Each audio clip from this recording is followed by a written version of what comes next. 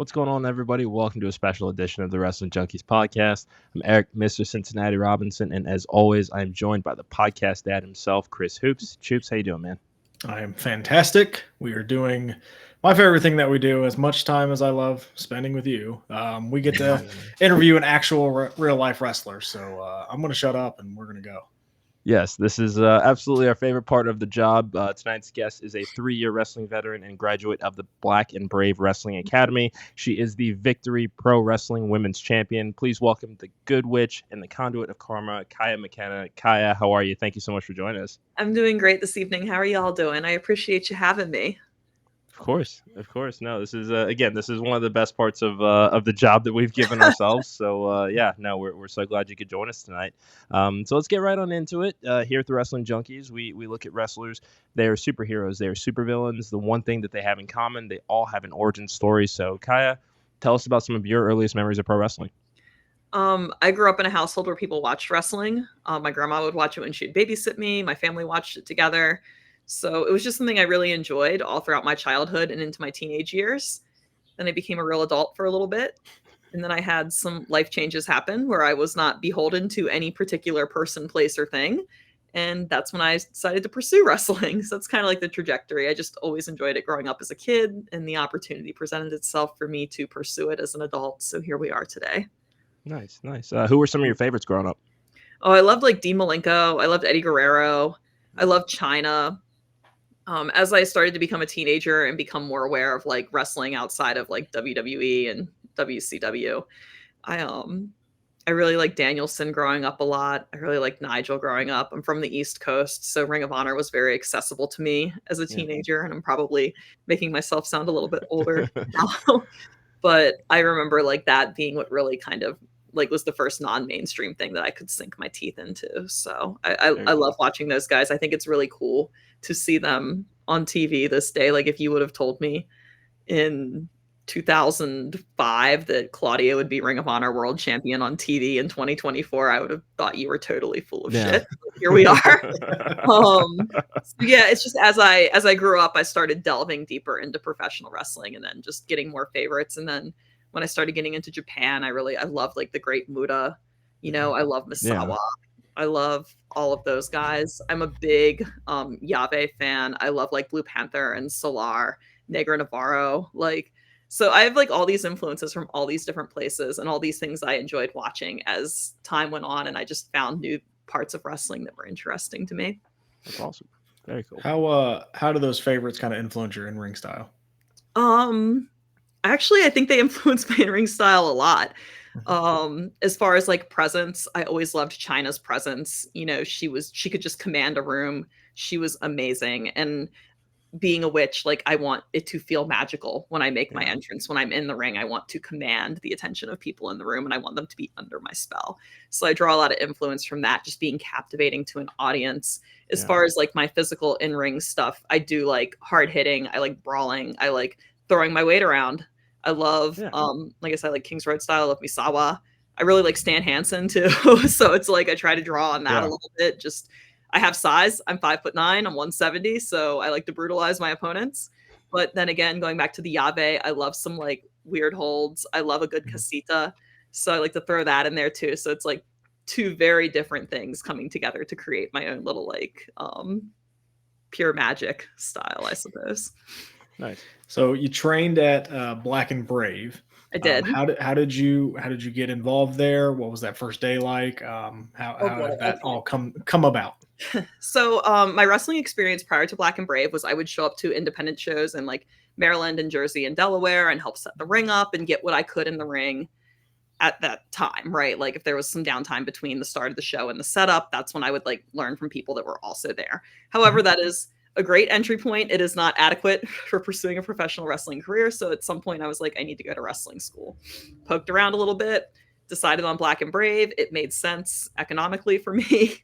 Also for my sanity, living on the East Coast, there were plenty of schools I could have commuted to, but your time has value, and the amount of time I would have spent in traffic and the wear and tear on my car was probably the same amount of money I spent going to Iowa for 3 months. And again, like I said, your mental sanity and your time does have value. So that's kind of how I landed there, on top of it being clearly one of the best wrestling programs in the country to attend. It was very hard. And I say that as someone who's been an athlete their whole lives. Like, I did martial arts growing up. I played all kinds of sports. I was not unfamiliar with the coaching environment, but their standard is very high. And they have an expectation that does not yield for anyone or anything. Like, they do not care. Like, they will not make exceptions for you. You need to meet the standard. And I think that's hard for a lot of people when they come there. But I also think that that's what makes you so great in the end, is you're literally forged and carved out of stone, because you don't get pushed through. You don't have excuses made for you, and there are not accommodations, you know? So very, very difficult, but very rewarding at the end to finish and have the wrestling education I do that has been very, very good to me. I feel like because my wrestling education was so concrete and so granular, because Seth and Merrick are amazing coaches, I have accomplished more in 2.5 years than some people have accomplished in 8. So it was worth it in the end. It was very difficult, but nothing worth having in this life is easy. Well said. Yeah, definitely. Excuse me. So you've already referenced, kind of the early in-ring style influences, specifically the Yabe style. I wasn't familiar with this as I was doing my research for this interview. So for not just myself, but everybody that will be watching along with this, can you tell us a little bit about, kind of the specifics of this style and how you would describe it? I would say, like, elevator speech in general. It's a Mexican style of wrestling that is very centric around holds and unique pins. Would that be a good way to describe it? I mean, you could get very, very nitty gritty with it, but in general, that's what it is. I would say, like, Angelico would be a very good, like, wrestler who's currently wrestling that is a big practitioner of the style. I just like it because it's different. I get really bored. I mean, I love wrestling, but I get really bored seeing everybody do the same shit all the time. I'm around a lot of wrestling. I watch a lot of wrestling on TV. I go to a lot of shows, and I watch wrestling at shows. I would actually say most of the wrestling I watch these days is in person at shows, not in my house on my TV. Gotcha. So it's like you see all these patterns, and these people, everybody has the same moveset. Everybody's doing the same thing. Everybody's doing what they think is going to get them a GIF and get them over on the internet. And I feel like there's a ceiling for that. Like, there's only so much we can do in that sense, especially when we're all doing the same stuff. So I just decided to delve into these styles that were a little bit different, or people maybe weren't pulling from as frequently, and then try to stand out in that way. So that's what kind of also, I was like, I really like this. I enjoy watching this style of wrestling. There are not a lot of people, especially women, that are doing this style. So how can I be influenced by this and stand out from the pack in that way? So safe to say you're not doing a ton of super kicks and Canadian destroyers. I am 5'9" and I wear a size 11. I'm not doing a super kick. I'm doing a big boot. I like a big boot. I like a good pump kick. I like a good Spartan kick. Why am I going to super kick somebody? Like, I am all about using my size to my advantage, and I'm tall and I have size, but I'm not like a super crazy strong person, right? Like, I don't come from a powerlifting background, and I'm in shape, but I'm not like super jacked. So it's like I really have to be dependent on my body weight and my size and throwing it around and using what I got, as opposed to overpowering my opponents. Yeah. Sure. So we talked a little bit about it in the beginning, the Good Witch persona. What inspired the creation of that, and how is that a reflection on your personality? Well, they always say the best gimmicks are something that's actually a part of you, because then you're not acting, right? And that is very true. You can definitely tell when someone's being genuine and when someone's not, and when someone's just doing something that they think is the idea of what they're trying to portray. The cool thing here is my family are witches. I grew up as a witch. Oh, wow. And it's very, very active in a coven. So for me, it's always been a part of me, and it's always been a part of my practice. And I was like, I wish there was a better representation of this in wrestling. I think there are a lot of people that do like spooky gimmicks, and that's cool. But like, to me, there's so many different types of witches and so many different ways in which a witch can look, can act, can go about her practice. And I was like, what if I just presented this as something unique and different that was totally a piece of me? And then it doesn't feel like I'm trying to be something I'm not. Like, what you see is, okay, it's a little bit turned up and it's a little bit more gimmicky and fun, because I do want everybody to believe in magic when I wrestle, but it's me. I don't ever feel like I'm putting on this fake persona when I'm out wrestling. Like, what you see is just a piece of me that has been polished and amplified for the art of professional wrestling. And that's kind of how I landed there. I just thought it would be something very different and fun and genuine. Awesome, and kind of dovetailing, into that wanting to add authenticity to your character. You also recently showed off some new ring gear designs on social media. Where do you draw inspiration as you are designing your own ring gear? It comes from all sorts of things. I do try to. Fast fact, even though some of it might not be like inherently witchy, I do always try to draw back on something that is related to me practicing as a witch. I have done like Mothra inspired gear in the past because Mothra is a mother, and the mother is a huge part of the triple goddess. I sometimes it's just as simple as doing something very like celestial, stars and moons, paying homage to Selene. And then sometimes I try to find like cool pop culture things that I can tie in with my gimmick. Like I love Star Wars. I was like, everybody has their nerd gear. A lot of people in wrestling have anime gear. I've seen many takes on like Spider-Man gear recently, which is cool. But I was like, what if I did my nerd gear? I think it's about time. It's time. It's been 2 years. I can do this. And I did, a big part of my practice is like, I am the conduit of karma. I bring the balance, right? So I was like, I need to do some Anakin Skywalker gear because he brings balance to the Force and I bring balance to the ring. So I was like, this makes sense for me to do. I can justify this. And then the other one I did for Star Wars was I did Sergeant Hunter from the Bad Batch because he's a tracker and he can like sense electromagnetic waves. And like a big part of being a witch is feeling energy around you and perceiving it and being able to utilize that to have the outcomes you desire. So there's always like, even if it's not on the surface and it's totally obvious, I do try to do things that tie back into like my witchery in some capacity, even if it's just very, very small. Nice. Very cool. Eric, do you even know what Bad Batch is? I have not a clue. I'm not a. I was gonna say I am. You could just say I'm witchy Rambo. It's fine. Yeah, we'll talk off air about that. I knew as soon as you made that reference, Eric was like, he'll send me some links. Yeah, you'll be all right. So what goes into making your own gear? Like, how are you even getting the fabric for it? Like, what is your personal process into making that gear? So my grandmother used to make quilts and my mom made clothes. So I was always around sewing growing up. And like part of being babysat as a child is I would help them with sewing projects. So I learned how to sew very young. And when I started wrestling, I was like, man, I bet I could make my own gear. And like my first couple attempts were not so great, but you get there. It's like anything, practice, right? Reps. You got to get reps in on the sewing machine. I try to really find things that tie into my gimmick that are special. I obviously have like an overall look.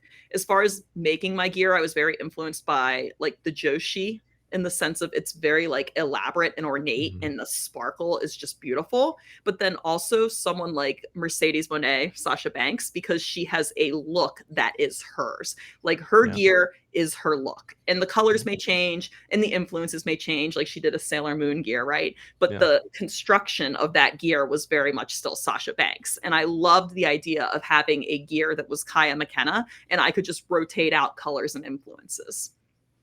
So that's kind of how I landed on my look. And then once I had my look, I tried to source a lot of my fabric from like mom and pop fabric shops or like small businesses that sell minimal runs of fabric. A lot of my trims I actually get from this guy who has an entire trim shop in India. They're imported. Wow. So I just try to grab stuff from all over, like different little charms that are very witchy, like stars and moons and stuff like that. I always say I'm never going to sew with sequins again, but then I went to the Spark Joshi show WrestleMania week and I saw all the sequins on the gear and I was like, this is so beautiful. And then I'll try it again. But I just try to source from all over and just really kind of make things go. I never wanted any of my gear to be like a blatant anything. I wanted to be like, even with the Star Wars gear, is like, how can I take this character and like make this fit in my pattern? Not like how can I make a literal cosplay, but how can I make a gear that is inspired by the color palette, by the feel, by the textures, and by the placement of things. So it's kind of like a whole artistic process in its own right. So obviously there's varying levels to that gear. On average, though, how long would you say that takes? I work on it a little bit every night because I work a full-time job outside of wrestling. So I'm not always just constantly wrestling or sewing at this point. I would say that if I can put like 2 hours in a night, it'll take me like 3 or 4 weeks. It takes me a month to do some of the stuff. It's very ornate. I do a lot of hand sewing, a lot of hand piecing.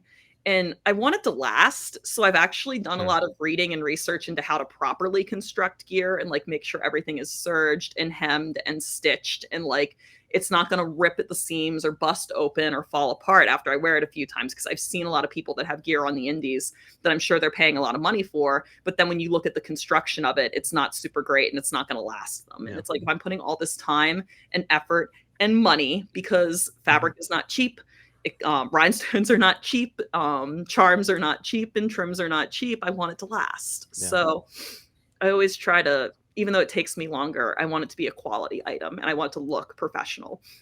Because if you can present yourself as a professional, like it's optics, you know? Yeah. You'll have to, so you don't have to be the best wrestler in the world if you look like the best wrestler in the world. Yeah. It's certainly a thing. Yeah. So I think it's very important to present yourself in a professional way. It's almost like dress for the job you want, not the job you have. Like if you want to be on TV, have gear that looks like it could be on TV. Don't have gear that looks like you're at a fair show in middle of nowhere. Yeah. First impressions are everything. Absolutely. So you are the reigning Victory Pro Wrestling Women's Champion. I am. This is your first championship run in your career. Take us through the moment of that win, how you've been feeling since, and you know what that validation feels like after so much work you've put into your career. You know, it's something, because I feel like people win titles after wrestling for 3 months these days. Like I see it all the time. And as someone who's been grinding, been injured, had to do a comeback, had to go through like every dog shit thing that could possibly happen to you in wrestling at this point, it's disheartening. And I've had my fair share of title matches that I have not come out on top of. So I've really been gunning for one for a while. And I don't know what was different. It's just like when I got this opportunity, I was like, enough is enough. I'm not going to let this one slip through my hands. I'm going to do everything in my power to win. And I think sometimes my mistake in the past is I was so like physically focused on winning the match that I could not best my opponent. But when I went into this match, I was like, how can I throw my opponent off their game? How can I make them uncomfortable? How can I make them not able to anticipate what I'm going to do? And how can I pull this win off? You know, if they're expecting me to come in like a freight train and then I don't do that and I do this or this, like, can I control the variables in a way that no one was anticipating? And that seemed to work out really well for me. So now I plan on defending this title for a very, very long reign. I have my first defense against Gabby Ortiz in June. And, you know, like I said, she's got the gift of gab, but I got the gift of magic. And it's going to take a lot more than some talk to take this title off of me. And if she wants to try, she certainly can, but it's going to be a witchy war. I'll rip her to shreds. Okay. All right. Well, I got aggressive at the end. I'm a good witch. I'm not a nice love it. Yeah. Love it. But why would that's the thing though, is like, why would you not be aggressive? Why would you not want to defend your title? You know? Yeah. You can be a good guy and you can be a good person, but you can also want to win. You know, that those two things are not mutually exclusive. Wanting to win does not make you a bad person. Maybe the tactics you use to win that's up for debate, right? But just wanting to be aggressive and be powerful and be dominant doesn't mean that I'm bad. No. It means I'm a damn good wrestler, right? There you go. So, I mean, realistically, fight. Like, come on, let's fight. Let's go. You want to take this title from me? You're gonna have to die trying. Realistically, you don't get into wrestling to lose. So. No. And I'm not just into wrestling to do cool shit that makes people clap for me. Like, I'm here to win fights and win championships and be dominant. Like, wrestling's a fight. I'm here to fight. You know, I don't care if people like it or not. I'm ready to go fight Eric. So let's get that. So let's all fight. We had a little bit of an off day today. It's fine. You had an off day. I'm doing great. I still love you. Okay. You know, I miss the fights sometimes because I feel like the people like I really enjoyed growing up were people who were intense. And even Stone Cold was intense. Danielson's intense. Like you see that they want to win. And sometimes I think that we've lost sight of that these days is the fight. We've lost sight of the fight and the struggle. And for me, that's such a huge part of pro wrestling is that it's a fight. It's a fight to the death. Like, I got a family to feed, you know? Yeah. I'm gonna win this fight, everybody's starving. And I wish there was a little bit more of that mentality because it's become very much like something people just go through the motions and do, or they can do a couple of things that get a reaction and they're happy with that. And it's like, I'm not happy with that. Like, I'm happy when I'm winning fights, holding titles, and I'm dominant. So yeah. And then, you know, that's a reflection too on wrestling fans. Be better. Stop cheering for never settled. Cheering for the stupid shit. That's not how I was trained. So you mentioned gift to gab, and now we're going to get into your gift to gab. You are a co-host of the Pro Wrestling Illustrated podcast, and you've expressed that your biggest challenge has been finding your voice as a podcaster. Take us through the struggle. We are still looking for our voices. I think we're getting there, but same thing. Take us through your struggle, kind of the breakthroughs that you've had, and any advice for anybody out there that wants to do a podcast. I would say that everybody thinks they can do a podcast until they actually have to do it, and then we all suck at it. Because it is not as simple as just talking to a person about whatever shit you want to talk about that day. And I was like, oh, how hard could this be? We'll line up guests. I know people. We'll ask them questions. It's fine. And then I realized, no, this requires practice. It requires cadence. It requires research. And that has been such a good learning curve for me to do something totally different and out of my comfort zone. Like everything I do is very artsy and creative. It's like actually speaking on a public podcast. Like that was new. I had never done anything like that before. So it was challenging, but I've learned so much. And I think it's made me better along the way. And it's not something that I would ever take for granted in the sense of, it's almost like commentary, like wrestling commentary. Sure. A lot of people go, oh, I could do commentary. It's like, oh, could you? Have you? Yeah. It's very hard. And not only is it difficult, but it's difficult to be good at it. And I would say podcasting is very similar, that it's difficult to be good. Like anyone can just jump on a mic, talk with some friends, be chummy, whatever. But to have like a professional production where the interview is very candid, but very warm and comforting, and you're well prepared is a totally different challenge. So that's been the challenge for me, is just learning how to be a professional podcaster and not just like somebody talking to their friends because I can. Have you seen any of that kind of translate over to your character at all? Like in wrestling, have those two correlated at all? I think that I don't get as nervous speaking. I never really had like a fear of public speech. I'm probably like the one person in the world that never bothered them. But I feel like I'm more confident when I speak. My thoughts are better articulated. Yeah. I do less and so, and because a lot of people do that when they speak, right? They cannot articulate their thoughts clearly. So podcasting has certainly helped me be more direct and concise when I speak and not have as much like gap or overhang. Sure. Makes sense. Yeah. So, I mean, as far as the 2024 that you're having, you've got the podcast, you're kicking ass, you're taking names. You have the Gold Rush Tour coming up. I do. WrestleMax, Invictus Pro, Wrestling Magic, 3 major championship matches here. A chance to add some more gold to this resume. Yeah, I got screwed at WrestleMax, by the way. That is unfortunate. There was a lot of what fuckery. Happened? Pardon my French. There was a lot of fuckery in that match. I couldn't best the numbers game. Shaza came more prepared. She came with Davey. She came with Nixie, and they had a plan, and they executed, and it was not necessarily a clean or fair plan, but it was effective, and I came up shorthanded. But I got screwed. I'm not done there yet. Okay. That's what we want to hear. That's what they jumped me afterwards, and I'm just like, seriously? Okay. But you know what? We'll put that one in the past. We'll table it. Yep. Karma comes around for everyone. Yes, it does. It's not good or bad. She simply is. So I'm focusing on the future. I have a title match at Invictus Pro Wrestling on May 17th against Clara Carreras. I have been number 1 contender at Invictus for 2 years.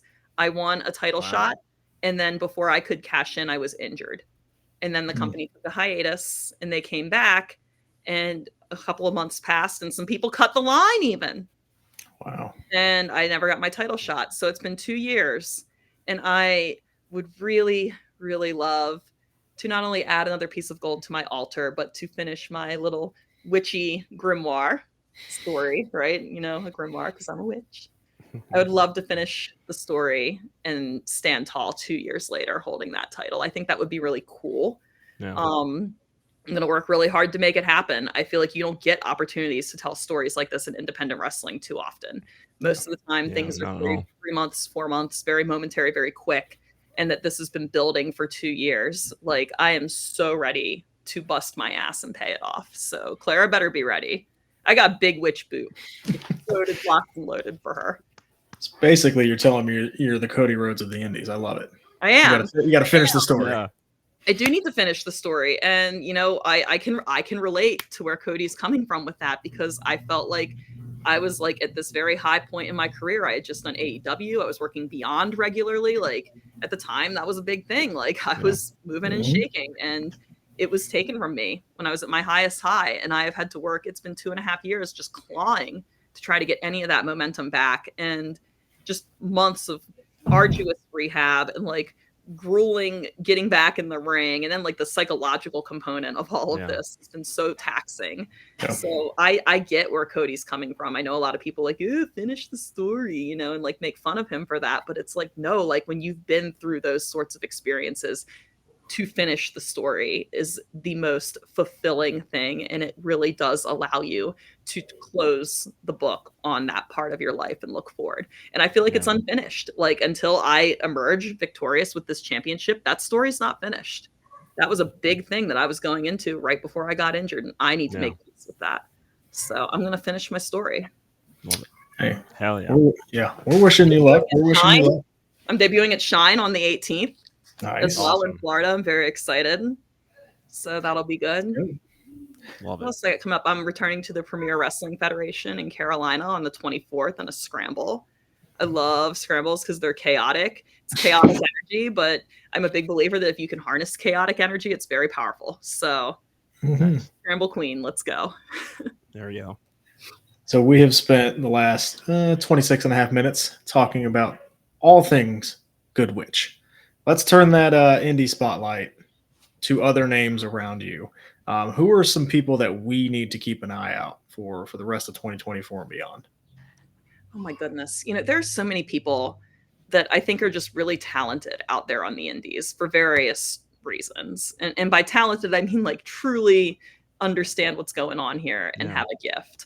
And I would say like a girl that doesn't nearly get the love she deserves would be like Amina Belmont from the Midwest.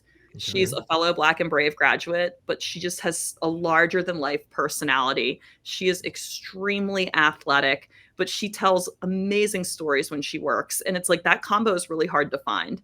So her future is so bright as she branches out. I know she's doing Chicago style wrestling. She's done Dreamwave wrestling out this way. She's done some shows in St. Louis, but like just seeing her starting to branch out and really come into her own, I think that's a name you're going to see a lot in the next year or two. She's very, very talented. And if I had to say like one of the most underrated people on the indies would be Adam Priest. I think Adam always has amazing matches. He's a phenomenal professional wrestler. He does not give a shit if you like him or not. Like, and that's just so rare these days. It's so rare these days to see someone fully committed to the bit and just because Adam tears it up every time I see him wrestle. And it's been a long time coming. I would love to see Adam get some flowers this year at some really big places and have some really big opportunities. Awesome. Yes. Awesome. Yeah. For somebody to come into Georgia and yell "Roll Tide," you're right. He does not care about anything that he says. No, he gets the job done. You know, I think that circling back, right? Like it's the fight that's missing, and he always makes it feel like a fight. You know, it's like, damn, okay, and I think that's what makes him special. I would just see Adam. We saw him take Cruel to the limit, and that's not a sentence that I ever thought that I would say. Cruel. So that's Cruel, but some shenanigans. Technicality, shenanigans. Action. Yep. Yes. Oh, yeah. Yep. Cheap plug. I love Action. They've been very good to me. So do we. They've been great to us as well. You have answered every question magnificently so far. We have one final question for you. It's a question that we ask every guest that graces this show with their presence. When you hear the moniker Mr. WrestleMania, is it Shawn Michaels or The Undertaker? Oh, Shawn Michaels. Like you didn't even said think that, about and it. my first thought was Shawn Michaels. Like there was no hesitation. I don't know if it's just like my age group. Like I grew up like Shawn Michaels girly. Yeah. We all did in that age group, you know. Yeah. So maybe that's what it is. I could see how maybe someone who was younger might feel that The Undertaker would be Mr. WrestleMania just because they probably have more memories of The Undertaker defending his streak than like someone my age who would have more Shawn Michaels WrestleMania memories. So I think both are valid answers. It just depends on what age group you fall in. However, for my age group, Shawn Michaels is the correct answer. Fine, I grew up with them both, and it's still The Undertaker. But I mean, I did too. I don't know. I love Shawn Michaels, man. I can't argue it, but I will say you're wrong. I'm not saying the Undertaker's bad. I'm just saying, like, no. If you got an extra boot to spare, I mean, you can plant it right in the chin there. Just right there. So where can everybody? Shawn Michaels has, like, we were talking about super kicks. He has a beautiful super kick. The super kick. Beautiful execution. Yeah. And every time I see some like little shit on the indies do a super kick and fall over, I'm just like, Shawn Michaels is dying somewhere. He's just screaming into a pillowcase, like, that's hilarious. Like, don't kick somebody if you're gonna fall over when you do it. Like, watch Shawn Michaels. That man was on point every time. You should be every time. Yes, I'm calling it all out. I don't think he ever had a bad one. No. I don't think he ever had a bad one. Oh my God. He was so, like, every time just so on point. Like 100% success rate with a super kick. And it is a beauty. It is. Again, I disagree respectfully. I can say little shits on the indies too, because I'm bigger than a lot of these guys. So, I'll let you say it. I won't. Where can everybody find you on social media? And then I know you plugged a couple upcoming events, but if you want to repeat those again, just for everybody at home. I am on all social media platforms at Kaia MCK. So Kaia MCK. That's Facebook, Twitter, Instagram, TikTok, whole 9 yards. You can find me there. That is the best way to keep up on my current schedule and current happenings. I do not have any other social medias under any other names. So if you are on those, that is not me. IMCK is me. I have a pretty busy May and June coming up. Like I said, I'll be at Invictus on the 17th. I'll be at Shine in Florida on the 18th. Premier Wrestling Federation on the 24th. I defend my title at Victory against Gabby Ortiz on June 8th. I will be challenging Rebecca Scott for the Pro Wrestling Magic title on June 22nd in Ridgefield Park. I will be hanging out at the SCI weekend, so please come hang out with me. I've always wanted to go, and I didn't have any bookings. We're going to be there. So I took we'll be there. We'll come see you. Hang out with the boys. So please come say hi and hang out with me. I think it'll be a good time. I'm excited I finally get to go to that. And that's, I'll just update you as it gets closer, you know? Perfect. Awesome. Where can they listen to the podcast? It is actually in the PWI podcast feed on the PWI website, or it is available on Apple Music, Spotify, anywhere you get your podcasts. See, I'm learning how to be professional. Yep. But yeah, you can listen to it pretty much anywhere. We have some great guests. Gosh, we just interviewed Nina Samuel. She's holding 10 titles. That's insane, right?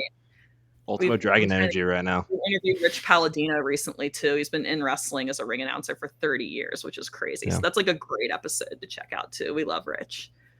We really try to interview all sorts of people in professional wrestling on that podcast, not just workers. Like, because there are so many people that make the show get off the ground. And that was something I learned in my time off doing a lot of rings for GCW. It was like, wow, there's production, there's lighting, there's photographers, there's, your referees are often wearing multiple hats, you know? So I love that we can kind of shine a little spotlight on all the roles within independent wrestling, not just wrestlers themselves. That's right. Love it. Love it. Well, Kaia, thank you so much for joining us. This was a marvelous conversation, and we cannot wait to have you back on the show. Please, anytime. I would love to swing back by. Maybe we'll check in when I have like 10 titles. Ultimo Kaia. Sounds great. Let's do it. I like the sound of that. Well, thank you guys so much for checking out this episode of the Wrestling Junkies Podcast. Make sure to hit that QR code in the top left corner to like, share, subscribe. If you know one person that would enjoy what we're doing over here, invite them to join our community. Keep posted at Junkies Pod on Twitter for all updates, and make sure to follow mainevent_net for all things Main Event Network. For the Good Witch, Kaia McKenna. For the podcast dad, I'm Mr. Cincinnati. This has been a special edition of the Wrestling Junkies Podcast. We'll talk to you guys soon.